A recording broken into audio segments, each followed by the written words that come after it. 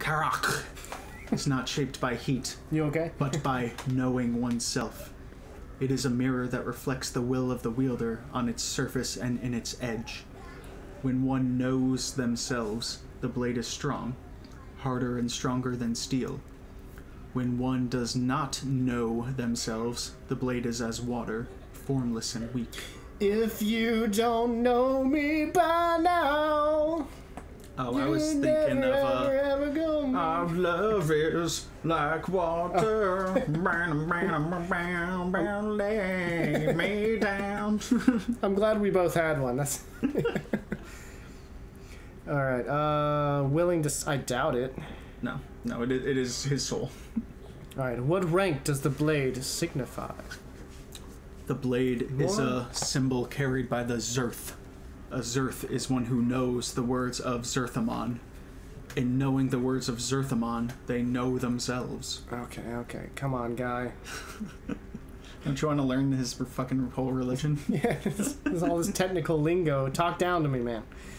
Why is there so many words in this book? Zerthamon. Zerthamon founded our race. He knew the Githzerai before they knew themselves. He defined the people. He gave them one mind. That's starting to sound like a cult. I mean, you can ask him all about it later. Other questions. This is the only one I haven't done. Yeah. Tell me about the city. Show me around. It is known by the name Sigil. Amongst the people, it is known as the city that does not know itself. Alright, we're gonna go down this path. Going down the rabbit hole. Huh? Yeah. Going down the knowing rabbit hole. It doesn't know itself. What do you mean? The city exists, but it does not know itself. In not knowing itself, its existence is flawed. My whole existence is flawed. You get me closer to God? No. It's 9 Inch Nails, dude. Oh, okay. It's like their most famous song. I believe you. Let's see. How is it flawed? It's because the city is alive. It's flawed because it doesn't know itself. Yeah, I think that's self-explanatory. Alright. Here we go. It may not be aware and know itself in the sense that you or I might know ourselves, but it lives. It grows, changes, and touches the minds of all that live here. Why did you say the city does not know itself? The city exists in opposition to itself. It has set itself apart from the planes, yet it seeks to be everywhere at once. Its walls are doors, yet it keeps these doors locked. Such an existence tells of a thing that does not know itself. In not knowing itself, it is flawed. Okay. Ooh, that long one looks promising. Yeah, and it says truth right in front of it. What if the city is not... Oh, you see, show more. Oh, yeah. You've got more dialogue options. Whoa. Two truths. Alright, so not flawed. A thing does not to be ordered to have purpose to know itself. If these contradictions are strengths you cannot see. He's very confident for someone who knows nothing about anything, right? Yeah, well, that's why we put 18 points into wisdom, baby. Okay. These are very slightly different. This one suggests that I'm kind of insulting the guy. It feels sort of insulting, yeah. This one is just offering a new idea, so let's go with this one. What if the city is not flawed? A thing does not need to be ordered to have a purpose to know itself. What if these contradictions are strengths that you cannot see? Oh, they're actually kind of the same.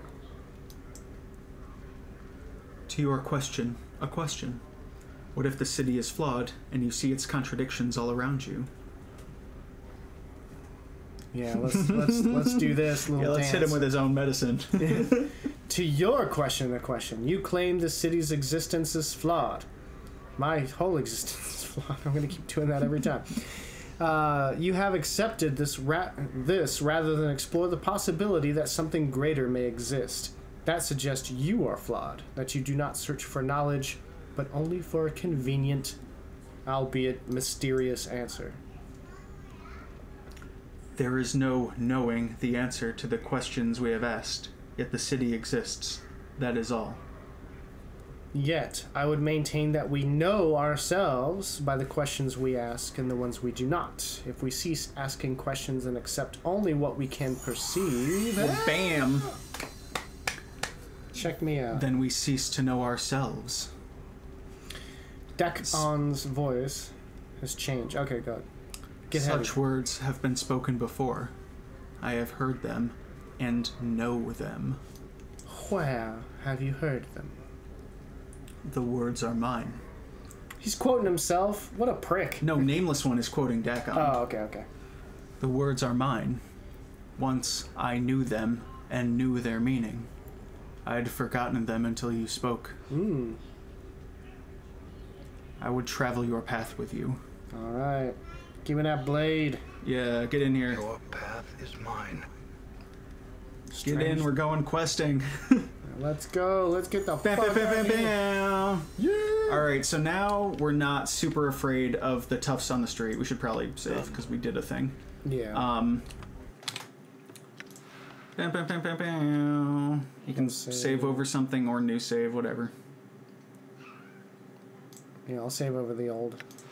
Well, new save is gonna make a new one rather than saving over. Oh, well, whatever. Okay. Alright, so there's plenty of cool people to talk to in here. But we're gonna skip that because I'm gonna show you where to go to begin your mage training.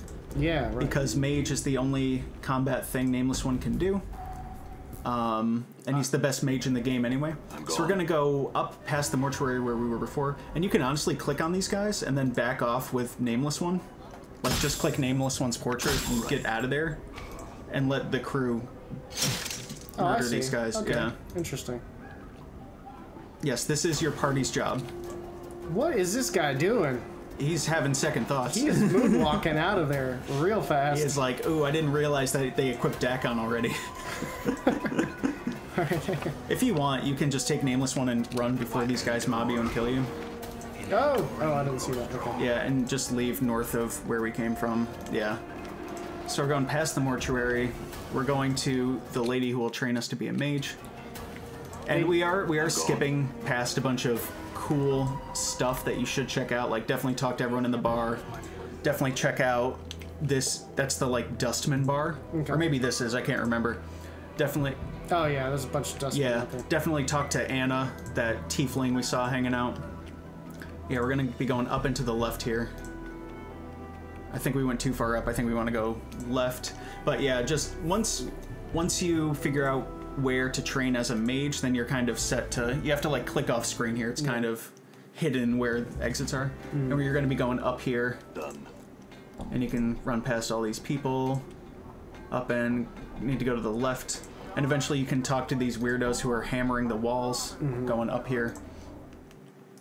And then don't talk to anyone in here because you might start a fight. Okay. The city's huge. Yeah, it is huge. There's more screens to it. And this building here that is now coming on screen, if we walk in there, we're going to meet some witch. What's her name? Old Mebeth. And no, save! Ah, click off! Oh, no! Ignore her. Ignore me. And save. Because we always save before talking to a named character. Damn it, man. Okay. And talking to her, you'll be able to start your training as a mage.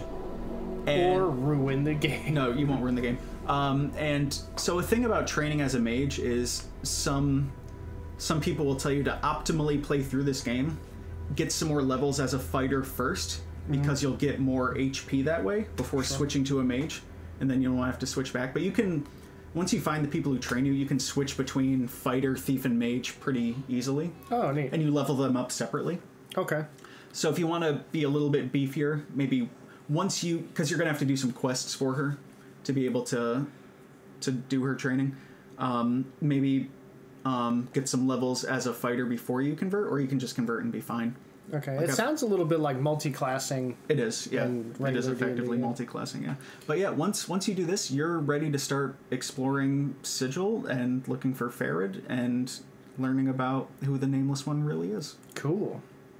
Yeah. Yeah, it would have taken me so long. Oh, to you find who really she do is. need someone to hold your hand through the beginning of this game. Yeah. Because otherwise you could have done something unfun like put points into strength.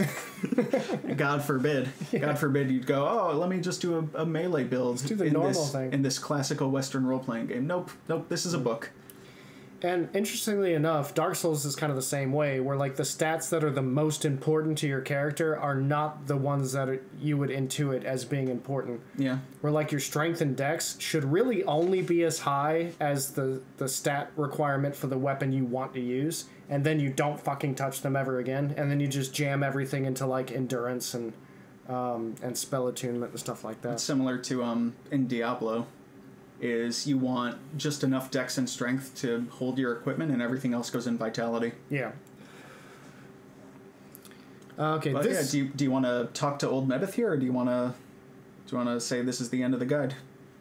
Okay. Yeah. Let's ignore. We already saved it. And that's how you start a playthrough of Planescape Torment. You're welcome. All right. Join us next week as something else happens. Something else. Could even be Dark Souls. Yeah. Could even be Mischief Makers.